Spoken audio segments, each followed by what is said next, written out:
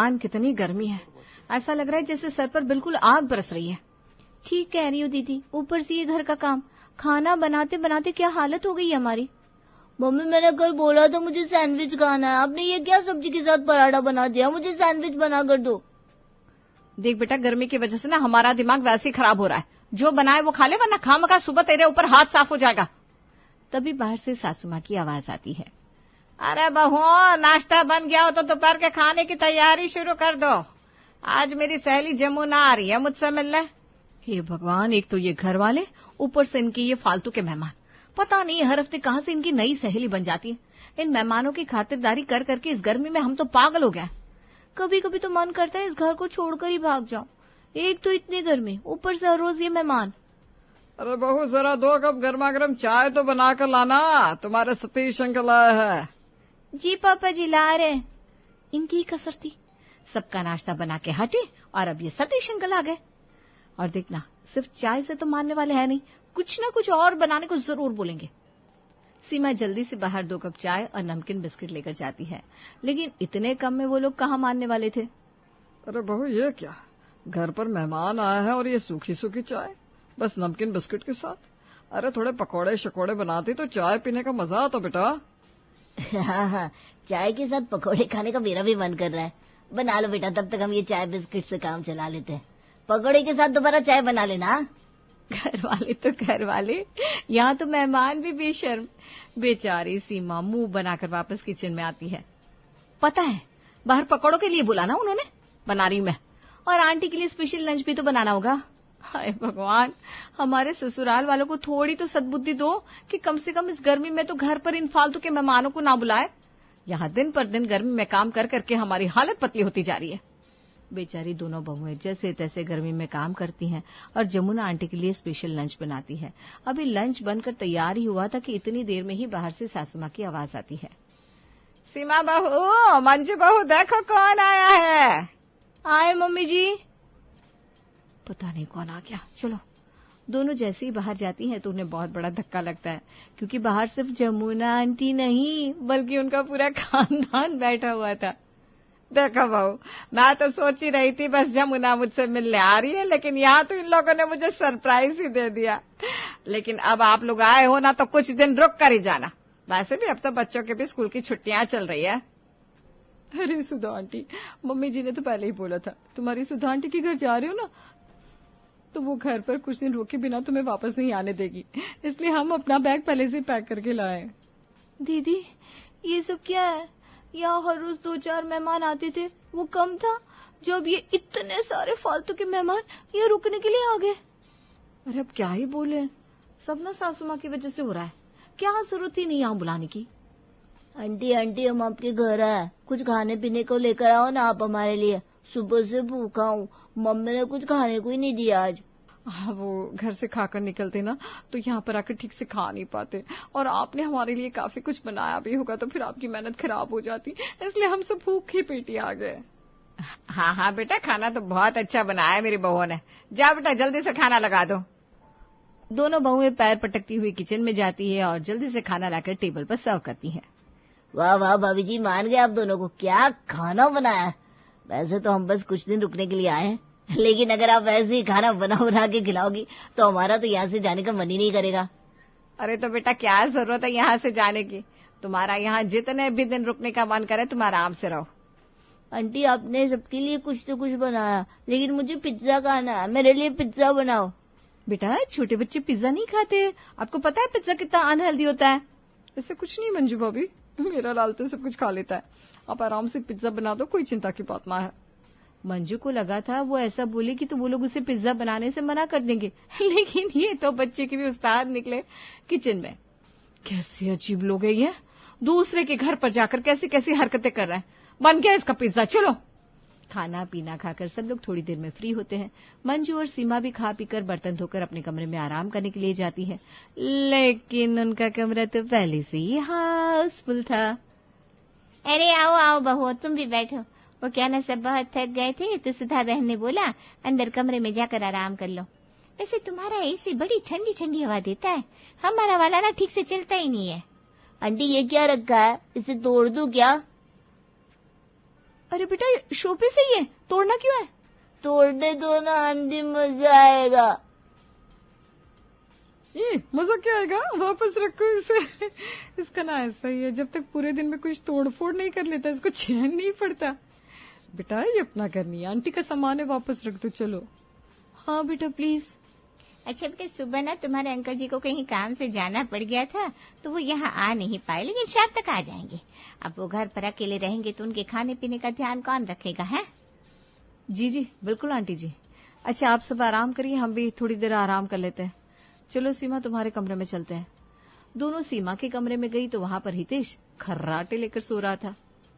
अब इसी की कसर बाकी रह गई थी, हम दोनों कहाँ जाएंगे? बस एक ही तो कमरा बचा है जिसमें ना तो एसी है और ना ही कूलर, वहीं बैठना पड़ेगा। बेचारी दोनों बहुओं को अब दिन में भी बिना एसी के लेटना पड़ा, लेकिन वो उसमें भी बहुत ज्यादा देर बैठ नहीं पाती क्योंकि शाम की चाय बनाने के लिए सासू माँ का बुलावा जो आ जाता है कुछ देर बाद। मैंने बोला इसे वापस दो, ऐसे किसी से बिना पूछे इसकी चीज नहीं लेते। लेकिन मैं तेरा दोस्त हूँ ना, मैं तो तेरे घर पे रुकने भी आया हूँ, कोई मेहमान को ऐसे मना थोड़ी ना करता है। तेरा खिलौना क्या मेरा नहीं है? देख तुझे खेलना है तो बाकी खिलौनों के साथ खेल ले, लेकिन ये खिलौना मेरे पापा मेरे लिए मेरे बर्थडे पर लेकर आए थे, इसलिए ये वाला छोड़ दे। तूने पहले ही मेरी एक गाड़ी तोड़ दिया। अरे क्या हो गया बेटा, खिलौना ही तो है, खेलने दे बेटा सोनू को, हम तेरे लिए नया ला देंगे। नहीं नहीं नहीं, इससे मेरी एक गाड़ी पहले ही तोड़ दी है, अब ये इसे भी तोड़ देगा। सुनो बेटा वापस कर दो, मिंटू भैया का खिलौना टूट जाएगा ना। नहीं, मैंने बोला ना मैं नहीं तोड़ूंगा।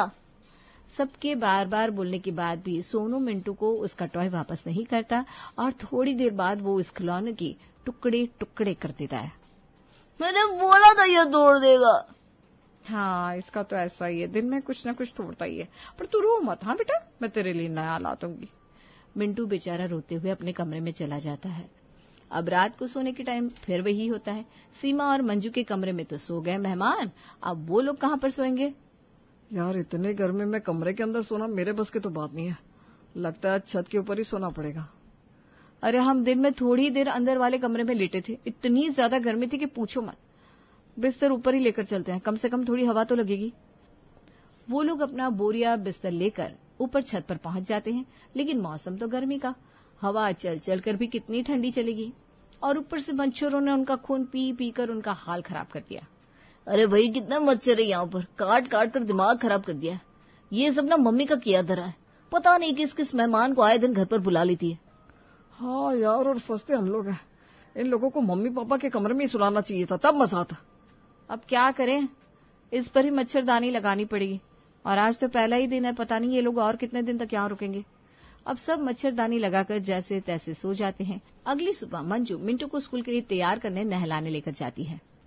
अरे ये क्या, टंकी में तो पानी नहीं आ रहा। पापा जी सुबह आपने मोटर नहीं चलाई थी क्या? नहीं बहू, मैंने तो पूरे 2 घंटे मोटर चलाई थी, क्या हुआ? इसमें पानी नहीं आ रहा पापा जी, मुझे मिंटू को नहलाकर स्कूल भी भेजना है।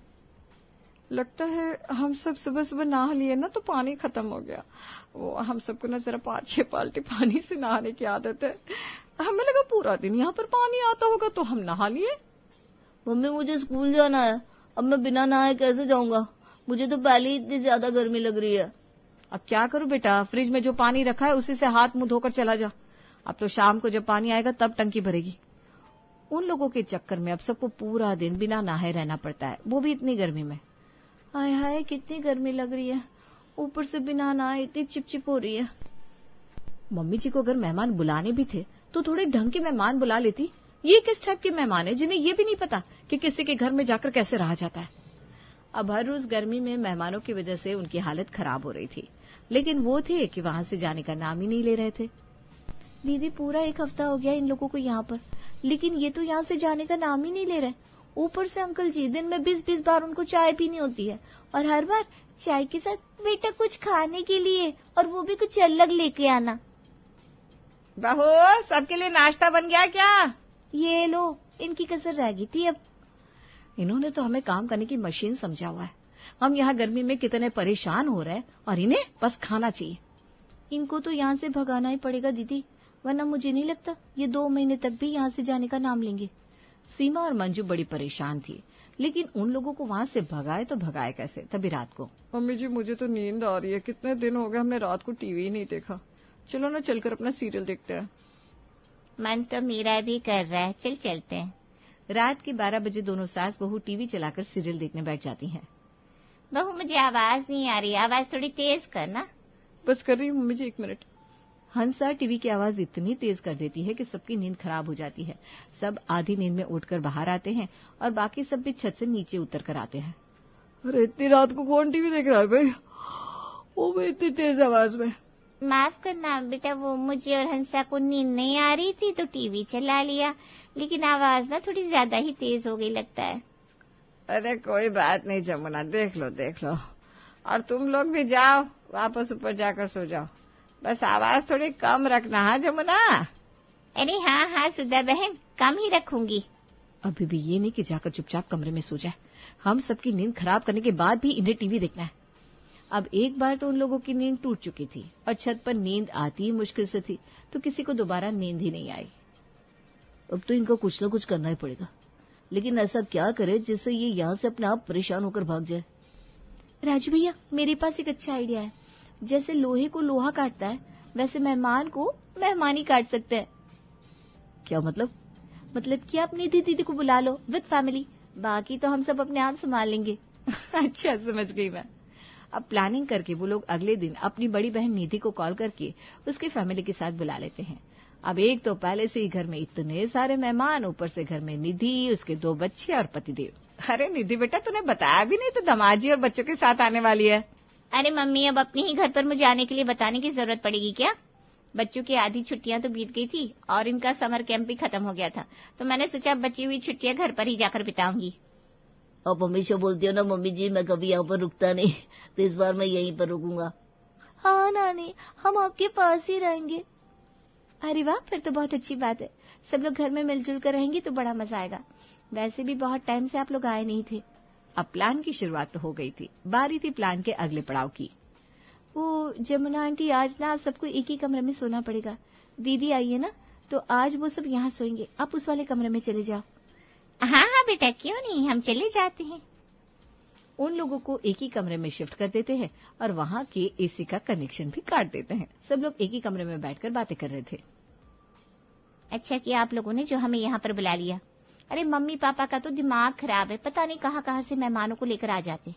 और मम्मी की ये जो सहेली है ना, बस मतलब के लिए मम्मी से बात करती है। अभी गर्मी में घर पर बिल ज्यादा आ रहा होगा एसी का, इसलिए यहाँ पर रुकने आई है। जब हम छोटे थे ना, तब भी ये आंटी यही करती थी। लेकिन अब तो हमने एसी का कनेक्शन ही काट दिया है। देखते हैं इतनी गर्मी में कैसे सोते हैं ये। बाप रे, आज तो कुछ ज्यादा ही गर्मी लग रही है इस कमरे में। लगता है एसी खराब हो गया है। ऊपर से हम सब एक ही कमरे में है तो वैसे ही गर्मी ज्यादा लग रही है। हाय भगवान, क्या करे। आज तो हम कुछ कर भी नहीं सकते, दूसरे वाले कमरे में वो लोग सो रहे हैं ना। हम तो खुद यहाँ एसी के चक्कर में आए थे और एसी ही खराब हो गया। अभी तक तो सिर्फ एसी ही खराब हुआ था, लेकिन अगले दिन बारी थी प्लान के अगले पड़ाव की। अरे जल्दी फ्यूज उड़ा दो ना संदीप जी, किसी ने देख लिया तो पता चल जाएगा। अरे कुछ पता नहीं चलेगा, सब अंदर बैठे। संदीप आज बिजली का फ्यूज ही उड़ा देता है, जिससे गर्मी में सबका हाल बेहाल हो जाता है। सुबह से शाम हो जाती है, लेकिन लाइटें आने का नाम ही नहीं लेती। अरे ऐसा क्या हो गया इस लाइट को, सुबह से आने का नाम ही नहीं ले रही। पापा, वो मुझसे ही गलती हो गई, बिजली का बिल भरना भूल गया मैं, इसलिए बिजली वालों ने लाइट काट दी। अब बिल भरकर दोबारा बिजली का कनेक्शन लूंगा तभी लाइट आएगी। क्या? इसका मतलब आज रात को भी लाइट नहीं आएगी? अरे रात को क्या, अभी 2-3 दिन लाइट नहीं आएगी और शायद इससे भी ज्यादा टाइम लग सकता है। इतनी गर्मी में बिना लाइट के तो हाल बेहाल हो रखा है। अब क्या करें, आज तो हमें छत पर ही सोना पड़ेगा। अरे बेटा, तुम्हें क्या सबको ही छत पर सोना पड़ेगा? ये राजू भी ना। आज सब लोगों को छत पर ही सोना पड़ता है और मच्छर काट काट कर सबका दिमाग खराब कर देते हैं। तभी अगली सुबह, अरे टंकी में तो पानी नहीं है। जब लाइट ही नहीं है तो टंकी में पानी कहाँ से आएगा हंसा बहन? मोटर चलाएंगे तभी तो पानी भरेगा। लेकिन मुझे तो बहुत गर्मी लग रही है, मैं कैसे नहाऊंगा? बेटा, अब कुछ दिन बिना नहाए ही रहना पड़ेगा और पीने का पानी भी दिन में सबको 1 गिलास ही मिलेगा। खाने को रोटी और चटनी, क्योंकि ज्यादा कुछ बनाने के लिए पानी नहीं है ना। क्या भाभी, हम इतने दिन बाद रुकने आए और अभी ये सब हो गया। अब जो ऐश करने जमुना का परिवार यहाँ पर आया था, ऐश के बदले उन्हें तो सजा मिल गई। उन्होंने शाम होने से पहले ही अपना बैग पैक करके तैयार कर लिया। अरे तुम लोग बैग पैक करके कहाँ जा रहे हो? सुधा बहन क्या बताऊं, पिछले 2-3 दिन में ना हमारे मोहल्ले में बहुत सारी चोरियां हो गई है। अगर अभी घर पर नहीं गए तो थोड़ी दिक्कत हो जाएगी, कभी बाद में फिर से आएंगे हम। अच्छा, लेकिन थोड़े दिन और रुकते तो सही रहता। अरे मम्मी जी, लेकिन अगर उनका घर का सामान चोरी हो गया तो दिक्कत हो जाएगी ना। आप जाओ। हाँ जमुना आंटी, हम बुरा नहीं मानेंगे। एक तो बिना लाइट की इतनी गर्मी, ऊपर से अब तो घर में खाने पीने की भी दिक्कत, इसलिए जमुना की पूरी फैमिली जल्दी से वहां से भाग जाती है। और जैसे ही वो लोग वहां से जाते हैं, थोड़ी देर बाद संदीप बिजली का कनेक्शन भी जोड़ देता है और घर में आ जाती है सुकून भरी लाइट। अरे लाइट कैसे आ गई? लगता है बिजली वालों ने कुछ ज्यादा ही जल्दी बिजली जोड़ दी, पर अब क्या करे, जमुना आंटी की फैमिली तो चली गई। चलो कोई ना, उन्हें तो वैसे भी जाना ही था। चलो आ जाओ बच्चों, अंदर वाले कमरे में चलते हैं, एसी चलाकर आराम से सोएंगे। फाइनली फालतू मेहमानों को घर से भगाने का उनका ये तरीका काम आ जाता है और गर्मी में अब दोनों बहुएं और सब लोग चैन की सांस लेते हैं।